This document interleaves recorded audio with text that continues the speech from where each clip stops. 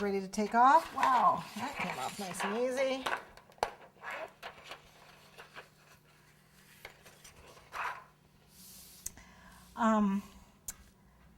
Where we're at now is we're going to take our little, oh, this is hard, our little stars, and we're going to glue them on. So let me soften up the white. So we take one of our little stars, but oh, that was a lot of chocolate, but not quite so much chocolate on it. Oh.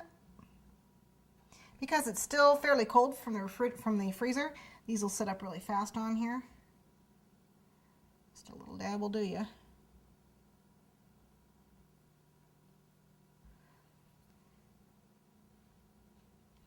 Okay, now I got to turn the cake around so I can see it.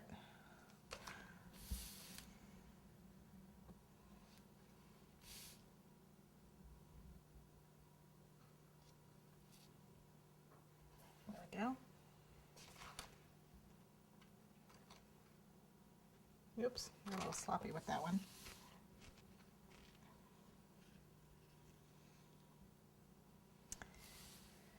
And if you want, you can certainly put stars up on the blue also. So we're very patriotic here. Okay, here we go. And we also have our whipped cream with a 4 ST. And we're just gonna, whoops, swirl it around. Kind of like a firecracker. Except that I have little red, white, and blue strawberries to put on here. There we go. And a few blueberries. Actually, I'm thinking I might leave those up. Hold on, let me look.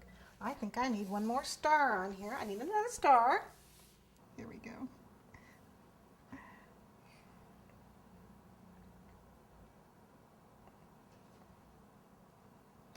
you go. I've got them. I might as well put them around the back too. That works. There. Okay. There you have your 4th of July cake.